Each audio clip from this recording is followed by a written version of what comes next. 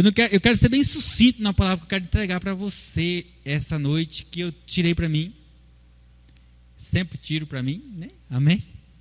Está lá em 1 Crônica, quando você vai achando aí, 13. Eu quero meditar numa palavra com você, que o Espírito Santo me levou a pensar, a olhar com mais carinho para ela, porque é uma mensagem que verdadeiramente tem uma série de raízes para ela, uma série de ensinamentos para nós através dela. 1 Crônicas, capítulo 13, nós vamos ler a partir do versículo 1, e nós vamos pular alguns versículos. Eu vou direcionando você aqui através dos versículos, amém? Mas eu quero falar sobre um assunto interessante para você aqui, sobre muitos momentos que nós temos, nós consultamos a Deus, nós consultamos ao Senhor, fazemos uma consulta a Deus, às vezes, só que nós às vezes consultamos a Deus somente aquilo que nos interessa, aquilo que vai prejudicar, que nós vemos que vai prejudicar o nosso ambiente, a nossa vida diretamente de alguma forma, às vezes até física, até mortífera. E em algum determinado momento da nossa caminhada, nós não buscamos essa consulta a Deus, porque de alguma forma na nossa caminhada nós temos um breve relance na nossa mente que nós estamos fazendo a coisa correta, nós estamos fazendo a coisa certa, estamos sendo bom intencionado na situação que nós estamos fazendo. Amém? Só que eu quero ler uma palavra aqui com você e quero meditar nela com você. A partir do versículo 1 vai dizer assim, capítulo 13 de 1 Crônicas: Consultou Davi os capitães de 1000 e os de 100 e todos os príncipes, e disse a toda a congregação de Israel: Se bem vos parece, e se vem isso do Senhor como nosso Deus, enviemos depressa mensageiro a todos os nossos outros irmãos em toda a terra de Israel, e aos sacerdotes e aos levitas, com quem eles na cidade e nos seus arredores, para que se reúnam conosco, tornemos a trazer para nós a arca do nosso Deus, porque no dia de Saul não nos valemos dela. Então toda a congregação concordou em que assim se fizesse, porque isso pareceu justo aos olhos do povo. Versículo 7 em diante: Puseram a arca de Deus num carro novo e levaram à casa de Abinadab, e Uzá e Aiô guiaram o carro. Davi e todo Israel alegraram-se perante Deus com todo o seu empenho e cântico, com harpas, com alaudes, com tamborins, com símbolos e com trombetas. Quando chegaram à eira de Quidom, estendeu Uzá a mão à arca para segurar, porque os bois tropeçaram. Então a ira do Senhor se acendeu contra Uzá e feriu por ter estendido a mão à arca, e morreu ali perante Deus. Desgostou-se Davi, porque o Senhor irrompera contra Uzá, pelo que chamou aquele lugar de Pérez Uzá até os dias de hoje. Temeu Davi a Deus naquele dia e disse: Como trarei a mim a arca de Deus? Pelo que Davi trouxe a arca para si, para a cidade de Davi, mas fez levar a arca para a casa de Obed-edom, o geteu. Amém? Até aqui. Glória a Deus. Um texto que certamente você deve conhecer ele. Estamos falando aqui de um momento onde Davi ele tá se estabelecendo como rei. E ele está, olha aqui para esse momento aqui, a Arca da Aliança não está dentro de Israel. E só para título de entendimento, todo rei, em todos os momentos da história, você vai ver um rei que é servo, que serve, que conhecia ao Deus Todo-Poderoso, todo rei principalmente de Israel. Ele sempre se prostrava, buscava essa consulta, essa pergunta, o que Deus tinha para eles em uma guerra. Todo rei perguntava para Deus o que iria acontecer no momento da guerra, consultava a Deus em vários ambientes. E com Davi não era diferente, não foi diferente até mesmo em algumas guerras antecipadas a essa, contra os filisteus. E aqui, Davi, ele começa a fazer um pedido e começa a conversar com os seus liderados. Davi, como rei, ele olha e fala assim: olha, eu acho que nós estamos na hora já de trazer a arca de volta. E ele reúne com alguns liderados dele, com alguns dos seus comandantes, e fala o seguinte, fala: olha, eu estou querendo trazer a arca da aliança de volta. Eu creio que já é hora de nós trazermos a arca da aliança de volta. Isso parece ser bom aos olhos de Deus, trazer a Arca da Aliança, porque a Arca da Aliança é o símbolo da presença de Deus dentro de Israel, e a Arca da Aliança não estava mais dentro de Israel. E a partir disso daí, Davi dá andamento à sua boa intenção em falar com a congregação. E falar o seguinte: olha, nós queremos trazer, estávamos conversando, os filisteus levaram a arca para longe de nós, só que já é hora de nós trazermos essa arca de volta para aqui, para dentro de Israel. E a congregação, lá no versículo 4, vai dizer o seguinte: e então toda a congregação concordou em que assim se fizesse, porque assim pareceu justo aos olhos do povo. Vamos trazer a arca de volta. Vamos trazer a arca da aliança de volta.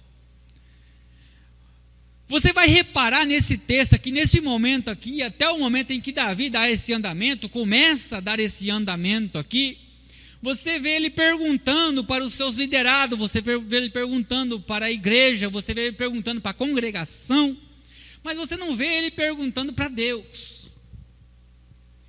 Mas quer dizer que Deus não quer a arca da aliança de volta dentro de Israel? Não, não é que Deus não quer a arca da aliança de volta dentro de Israel. Deus, ele quer sim a arca da aliança de volta dentro de Israel ali. Só que quando nós não consultamos a Deus, quando nós não temos a nossa consulta a Deus em respeito a tudo que nós fazemos, às vezes nós começamos a ter práticas pagãs, bom intencionado. Porque o problema aqui não está em nós queremos trazer a arca da aliança de volta para dentro de Israel. O problema aqui está na liturgia de trazer a arca da aliança de volta para Israel. O problema aqui está em como ele está procedendo em trazer a arca da aliança de volta para Israel. Porque no versículo 7 vai dizer que ele já pegou um carro de boi para colocar a arca da aliança em cima. E depois que ele colocou esse carro de boi, ele colocou Uzá e Aiô para dar andamento a trazer essa arca da aliança. Isso parece bom, parece muito prático, não parece? Muito distante, um lugar muito distante, um lugar muito longe. Então o que nós temos que fazer? Uma arca muito pesada. Vamos fazer um carro de boi novo e vamos lá buscar essa arca da aliança, correto? Vamos fazer isso. E eles saíram todos felizes, todos com boa intenção,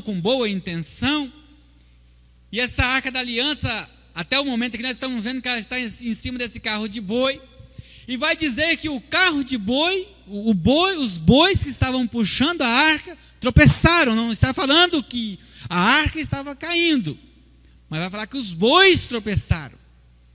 E aí ele vai com outra boa intenção em segurar a arca da aliança. Alguns estudiosos falam que esse Aiô aqui, esse Uzá, na verdade, ele teve um bom tempo junto dessa Arca da Aliança, ele já se sentiu próximo dela, já se sentiu com intimidade com ela. Mas onde está o erro nisso aqui tudo? Por que que Deus fulminou esse homem aqui nesse momento? Por que que aconteceu isso aqui? Porque nós temos que compreender que o carro de boi foi usado pelos filisteus para levar a arca. O carro de boi foi usado pelos pagãos em movimentação da arca. E quando você vai enxergar na história, quando os filisteus levaram a arca, eles passaram uma vida terrível com essa arca da aliança com eles. A ponto de eles falarem assim, ó, devolve isso daí, entrega isso para algum canto, leve isso embora. Muitos homens chegavam próximo dessa arca e morriam fulminados. Alguns estudiosos falam que cerca de quase 5.000 homens em um determinado momento que eles quiseram abrir a Arca da Aliança para olhar o que tinha dentro, foram fulminados. E eles descartaram a Arca da Aliança de longe deles. E o que eles fizeram? Colocaram a Arca da Aliança em cima de um carro de boi e mandaram de volta. O carro de boi é um modo pagão de carregar a Arca da Aliança. Deus direcionou como carregar a Arca da Aliança. Uzá e Aiô, eles não têm linhagem alguma de levita. Para alguém chegar perto da Arca da Aliança, tinha que ser da tribo de Levi. Para alguém carregar a Arca da Aliança, tinha que ser alguns levitas que somente poderiam segurar aquele varão ali. Eles não, havia uma liturgia rígida para que aquela Arca da Aliança fosse levada de um canto para outro. Alguns do meio da tribo de Levi pegavam os ornamentos, dobravam os ornamentos, outro ajeitava a arca, outros abriam a arca, e outros colocavam dentro da arca, e outros pegavam aquele varão, colocava, se levantava e carregava a arca. Não era de qualquer forma. Mas há uma boa intenção nisso. Há uma boa intenção no que eles estão fazendo. Mas a boa intenção na liderança do rei, dos seus liderados e da congregação não legitimiza a prática pagã em carregar a arca. O que eu quero trazer para mim, para você aqui essa noite, é o entendimento seguinte, que o meu entendimento, a minha compreensão, a minha boa intenção não legitimiza o que a Bíblia já orienta que eu faça. Se a Bíblia já está orientando, a minha boa intenção não vai legitimizar o erro. E quando o Uzá ele toca na arca, Deus está manifestando, falando o seguinte: olha, a boa intenção é até boa, mas só que eu não estou gostando dessa situação. Eu não estou gostando do que vocês estão fazendo, porque isso aí é uma prática pagã. Eu já mostrei para Moisés como vocês têm que carregar essa arca. O que vocês estão fazendo com essa arca em cima desse carro de boi? Então nós temos que compreender uma coisa. Nós temos que ter um entendimento de uma coisa. Você pode ter 3 faculdades, e eu posso ser um leigo total. Se você pegar num fio de alta tensão e eu pegar num fio de alta tensão, nós dois vamos levar um choque. Nós dois vamos receber uma carga a ponto de morte desse fio. Agora, um eletricista preparado com todas as suas ornamentárias, com todos os seus acessórios, com o seu sapato, com a sua luva, ele sobe e pega lá, tranquilo. Por quê? Porque ele está seguindo uma liturgia para fazer o serviço dele.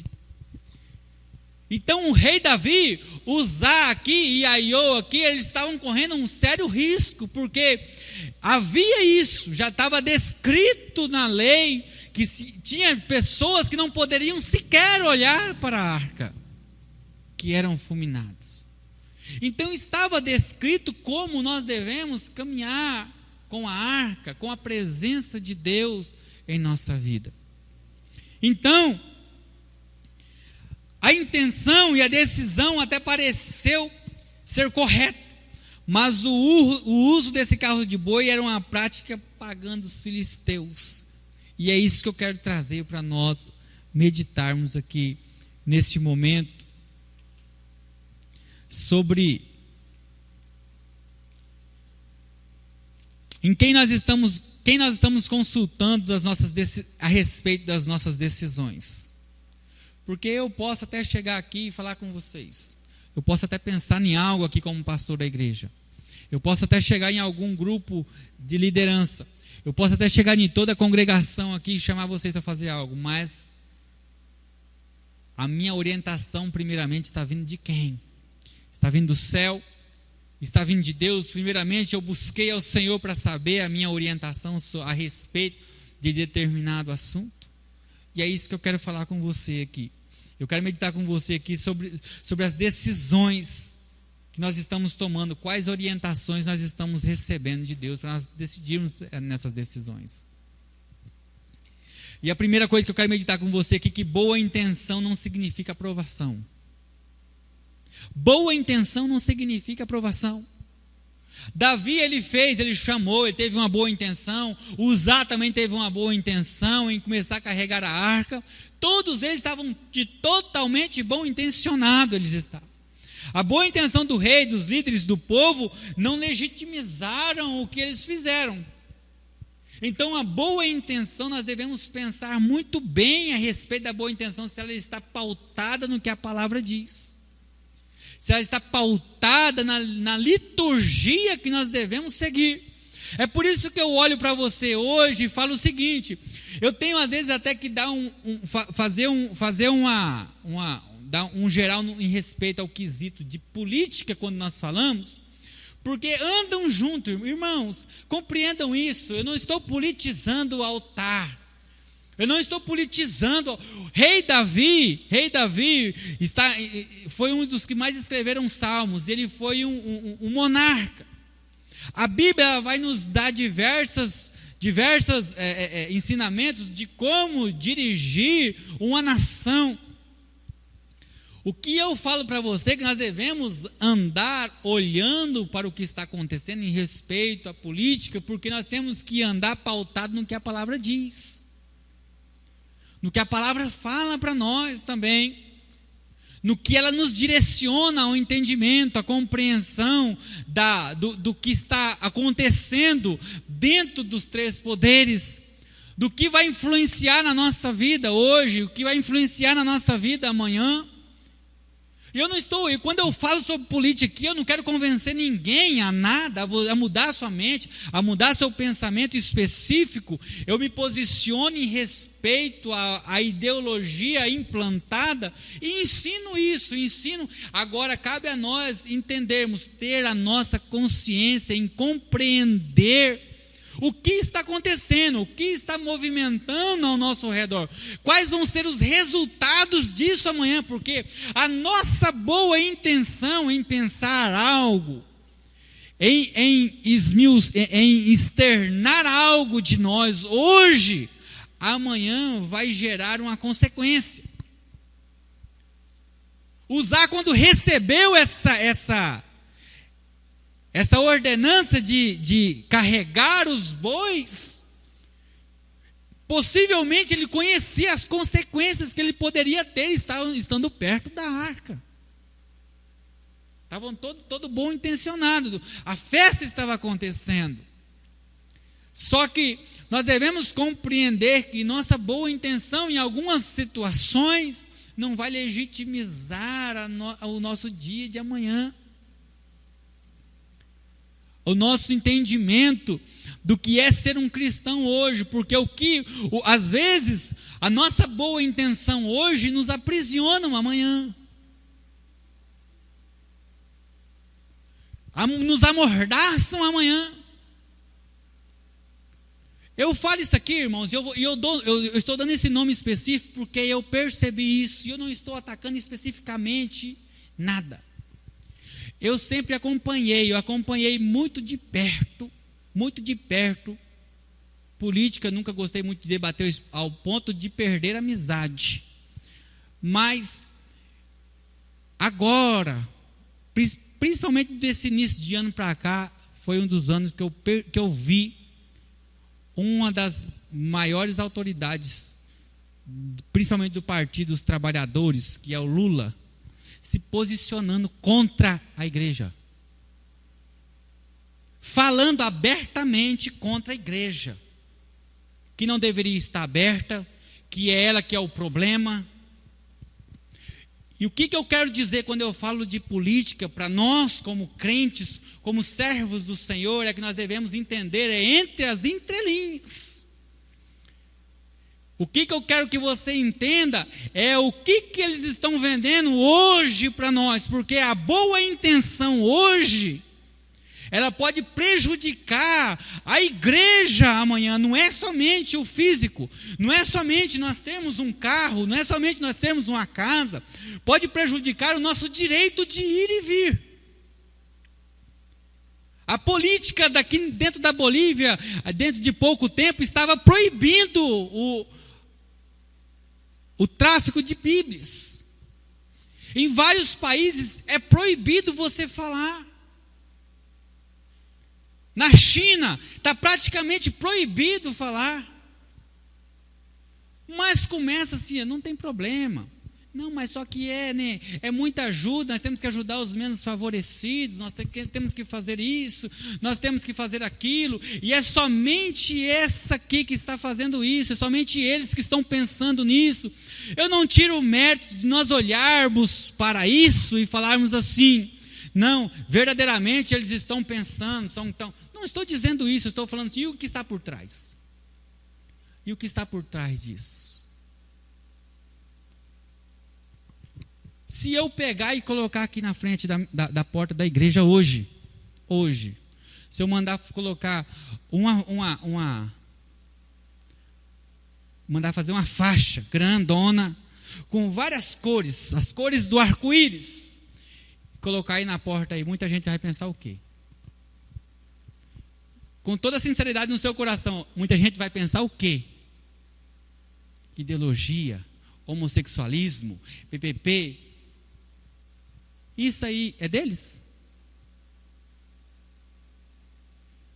Isso é um sinal de Deus, que Deus deixou para a igreja. Usurparam, trabalham em respeito a isso, distorceram, colocou na sua mente, na minha, que isso é errado.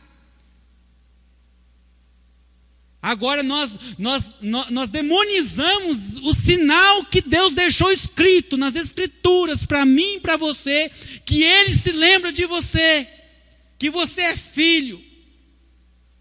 Mas não tem nada a ver. A boa intenção é de o quê? De acolher. A boa intenção é o quê?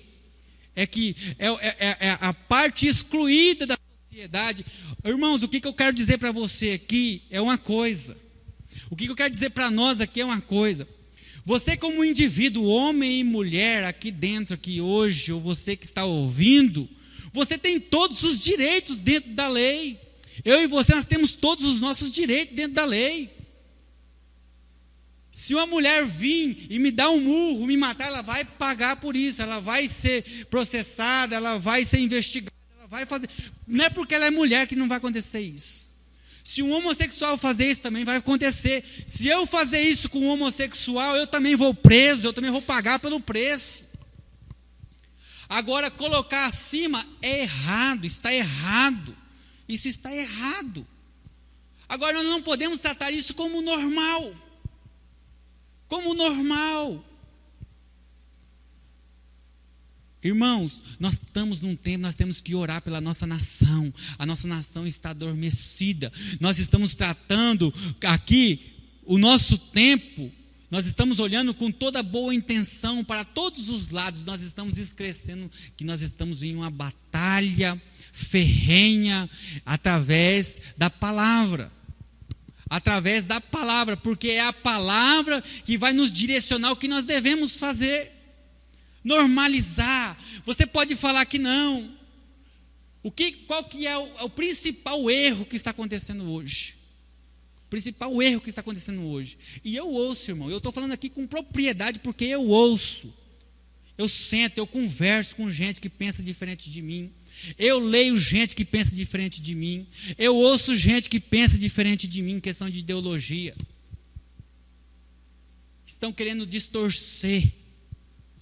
Em determinado estado do nosso país, estão colocando coisa para nossas crianças que eles instruem abertamente que não é para que os pais vejam. Não é para que os pais vejam. Por quê? Porque eles querem que nossas crianças cresçam com a normalidade. Eu já preguei sobre isso aqui uma vez. Quem está próximo de nós nos influencia ou nós os influenciamos. Isso é uma verdade. Isso é uma realidade. Se a minha filha crescer num ambiente onde ela vai encontrar duas meninas se beijando, ela vai achar que aquilo é normal, que aquilo é certo.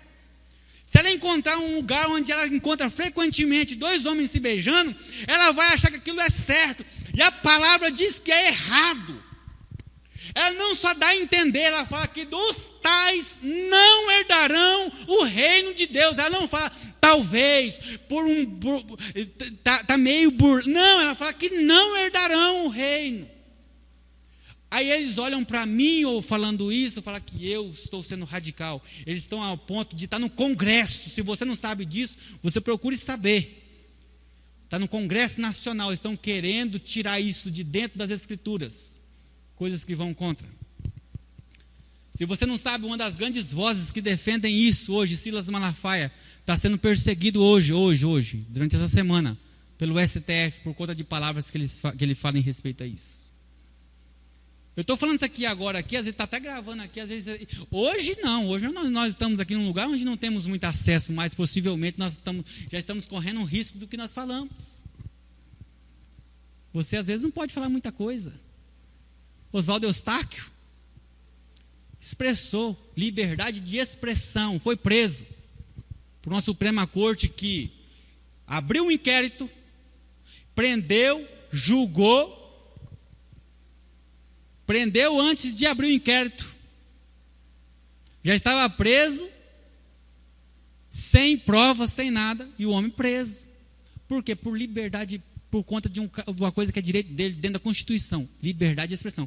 Você pode até não gostar do que eu estou falando aqui agora. Você tem que entender isso, irmão. Você pode não gostar do que eu estou falando aqui agora, mas eu tenho o direito de falar. E eu tenho que respeitar você, não concordar comigo, e respeitar você, falar, eu não concordo, você é um hipócrita, você é um homofóbico, eu tenho que te respeitar, você pensando isso de mim também. É uma via de mão dupla. É uma via de mão dupla. Então, o que nós devemos pensar hoje como igreja é acordar, não é para você olhar para o que, pastor, mas nós temos que pensar nas pessoas que estão menos favorecidas. Temos sim, irmãos, não estou falando que o que eu dou para você que é o melhor, não estou falando isso. Estou falando que nós temos que olhar no ambiente que nós estamos, olhar na política que nós estamos, porque não tem terceira via, irmãos. Não estou politizando nada, não, estou falando que não tem terceira via.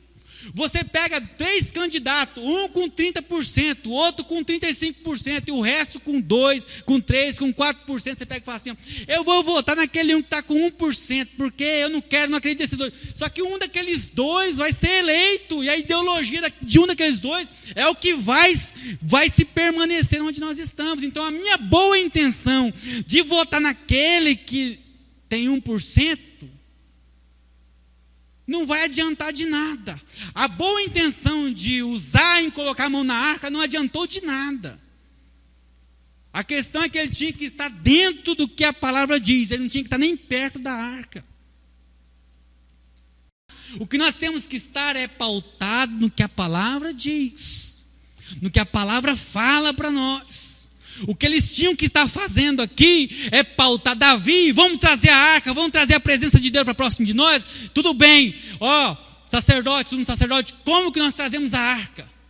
O sacerdote fala assim, olha, tem uma liturgia, Moisés escreveu ali que tem que ter os levitas para carregar, tem que ter uns que é para arrumar, tem que ter outros que é para levantar, tem que ter uma vária de situação aqui, Davi, não é assim, colocando em cima de um carro de boi aqui e partindo para o mundo afora aí não. Davi, isso não vai acabar bem não.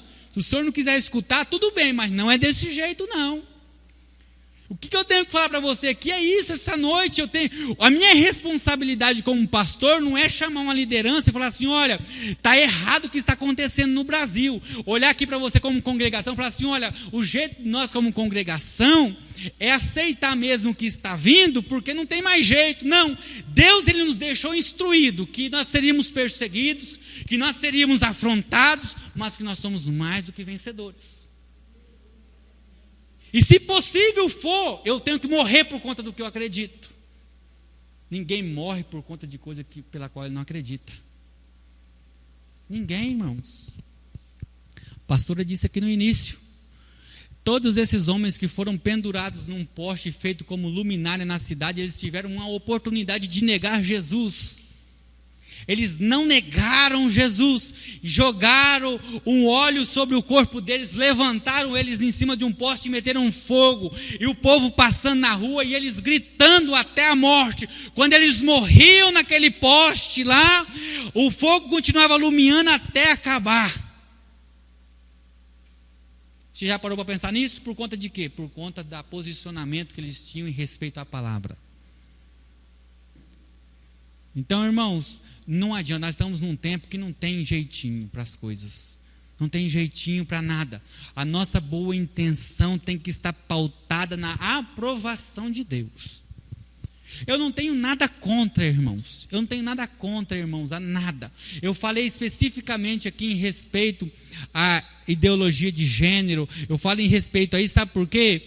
Porque nitidamente nós vemos isso, há um tempo atrás foi barrado. Eu só vou dando essas informações ao vento para você compreender. Foi barrado no Congresso, sabe o quê? Eles queriam me obrigar, como pastor, a fazer um casamento homossexual aqui dentro dessa igreja aqui, ó. Não estou falando que foram em um lugar aqui para mim, não. Para mim, como pastor, se eles quisessem fazer aqui, dentro da lei, ou eu fazia ou eu ia preso. Às vezes você pega e fala assim, pastor, mas isso aí, quem que é? Isso aqui é quem nós colocamos lá para aprovar as leis. É o seu deputado, é o seu senador, é o presidente que você coloca, é o vereador que às vezes a gente acha que não influencia. Não dá nada. Dá. A nossa boa intenção tem que estar pautada na aprovação de Deus.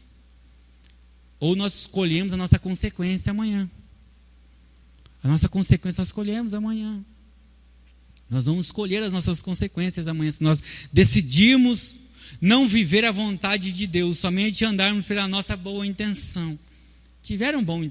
Foram bom intencionados. Amém, irmãos? Quantos estão me entendendo, irmãos? Irmãos, eu estou trazendo isso aqui para vocês, irmãos, porque eu já falei para vocês o seguinte, eu já ministrei sobre sua vida uma vez, em respeito a isso. Eu estou aqui diante de Deus, foi uma oração que eu fiz no Senhor. Não é ser um revolucionário, não é ser uma pessoa que sempre quer fazer a contramão de todos que estão fazendo. Não, é somente andar no caminho certo. É somente se posicionar, porque a palavra de Deus não é venha que você vai receber, venha que você vai ser curado, não é só isso. Não é só isso, é posicionamento pós-cura, é posicionamento pós-libertação, é um andamento de entendimento. É isso tudo. Nós temos que entender e compreender isso.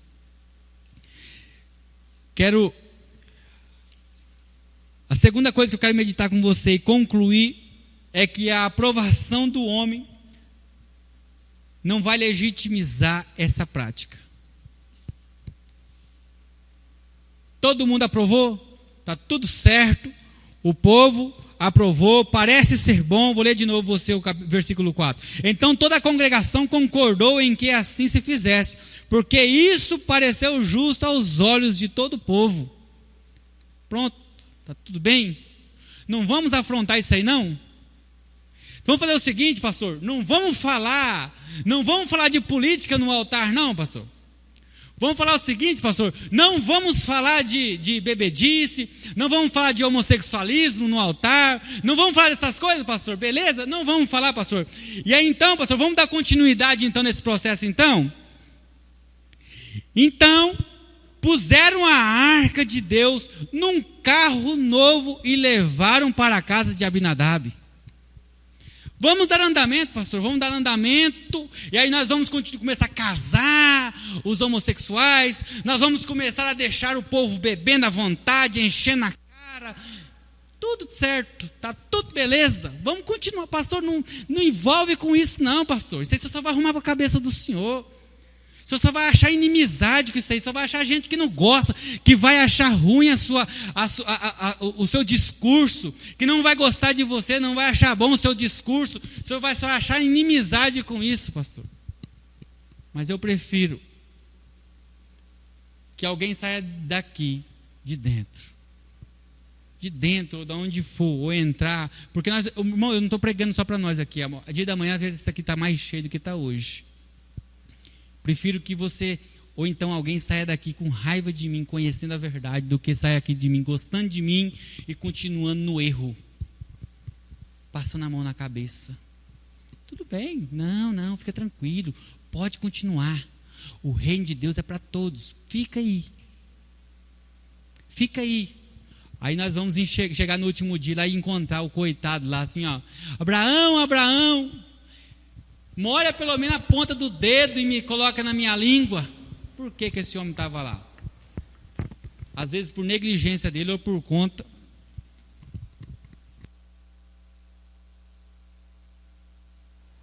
Ou por negligência dele ou por conta de ninguém ter falado o que ele precisava ouvir.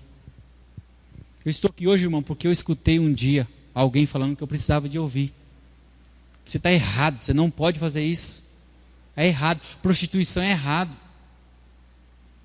beber em excesso é errado, orgia é errado, olhar levianamente é errado, olhar para a mulher dos outros é errado, olhar para quem não é seu é errado. Nós temos que ouvir isso. Se nós não ouvirmos o que é certo, o que a palavra diz, porque ela orienta. Se ela não orientasse, então não havia necessidade de dizer. Eu não digo o que a Bíblia não fala. Se a palavra não fala, eu não preciso dar voz a ela. Ela não fala, eu não preciso dar voz a ela. Só que tem coisas que ela fala e vai influenciar na minha vida e na sua. Então, muitas vezes, a aprovação, ela nos distancia da bênção de Deus. A aprovação do homem vai nos distanciar da presença de Deus, da bênção de Deus. Ela vai distanciar, porque às vezes a aprovação de muitos vai nos levar a um momento de depravação, a um momento de liturgia pagã. Aí nós encontramos Davi diante de uma situação complicada, porque a boa intenção reinava. Davi agora é rei, Davi agora queria a presença de Deus dentro de Israel. Davi estava cheio de boas intenções, Uzá, Aiô, estavam todos cheios de boas intenções, estavam ali. Aiô, Uzá é fulminado naquele momento, Davi recua, querendo saber o que aconteceu. Vai, reanalisa o que a Bíblia diz. Aí vamos lá para o capítulo 15. Abra no capítulo 15 aí, que eu vou ler um pedacinho com você, para você entender uma coisa. Fez também Davi casas para si mesmo na cidade de Davi, e preparou um lugar para a arca de Deus, e lhe armou uma tenda. Então disse Davi: ninguém pode levar a arca de Deus, senão quem? Senão quem? Os levitas. Porque o Senhor os elegeu para levarem a arca de Deus e os servirem para sempre. Davi reuniu a todo Israel e Jerusalém para fazerem subir a arca do Senhor ao seu lugar que lhe tinha preparado. Irmãos, eu tenho todo um carinho e respeito tremendo por você. Eu não estou falando isso aqui para você. Eu nunca preparei palavra para ninguém. Só estou dizendo para você que você não deve você não deve se importar com opinião pessoal de ninguém em respeito às suas convicções. Você deve analisar as duas partes das suas convicções que você tem. Se as convicções que estão dentro do seu coração, que você está fazendo, é o certo, dentro da palavra você analisa o que é certo. E se Deus te colocar, você se reposicionar, você vai para a palavra para você compreender o que ela diz. Davi, ele foi, se reuniu possivelmente com a tribo de Levi, com os sacerdotes, com os levitas, para falar assim, ó, o que aconteceu ali? Aí possivelmente eles foram lá para Moisés. Ó, tem que fazer assim, assado. Aí Davi volta lá na casa de Obed-Edom e começa tudo de novo. Então disse Davi, ninguém pode levar a arca, senão os levitas. Nos reposicionarmos diante do Senhor é extremamente necessário, independente se isso vai nos lesar fisicamente, independente se isso vai nos lesar espiritualmente, independente se isso vai nos lesar financeiramente, o nosso posicionamento em Deus deve ser na vontade da palavra dele sobre nossa vida, sobre a minha vida, sobre a sua vida. Nós temos que estar pautados no que a palavra diz. Irmãos, dentro de um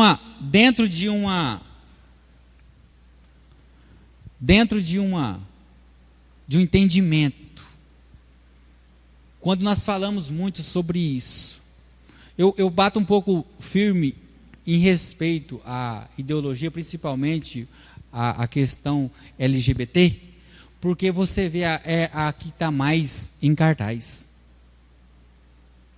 Ela é a mais radical em respeito a algumas coisas. Porque ela quer não somente legitimizar a prática pessoal, ela quer aprovação. Vai ouvir o que mais é pregado.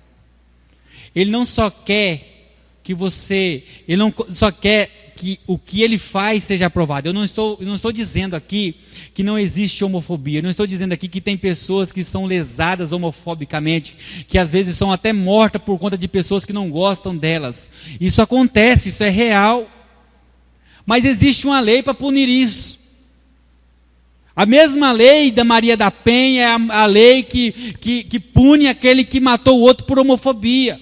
A mesma lei que me pune por eu tirar a vida de alguém, é a mesma lei que vai punir aquele que matou alguém por homofobia. Isso já existe. Agora, o que quer, pesquisa o que eu estou dizendo para você não achar que eu estou falando bobeira para você. Ele quer que eu te aceite. Ele quer que eu aceite isso. Ele quer me obrigar a renunciar o que eu acredito. Você é obrigado a renunciar isso. E eu morro, mas não renuncio isso, porque isso está no meu DNA, o que Deus fala para mim. Agora, o que ele quer, o que ela quer fazer da vida dela, problema dela, irmão, problema dele. É problema dele. Agora, eu tenho o meu direito, você tem o seu direito. E a palavra de Deus diz que nós devemos nos posicionar. Falo com todo carinho. Aí quando a gente termina a palavra dela falando assim, e eu amo eles. Amo, irmão. A questão amar a pessoa não significa que você aprova o que ela faz. Às vezes você chega uma pessoa perto de você que é uma pessoa extremamente perigosa. Mas ela te trata com toda a educação, com todo o carinho, com todo o respeito, puxa uma cadeira, te trata de uma forma extraordinária. Ela não oferece para você mal algum e você a respeita. Isso não significa que ela esteja fazendo as coisas certas. Isso não significa que você aprova o que ela faz. Verdade ou não? Você ter amizade com alguém não significa que você aprova o que ela faz, ou o que ele faz.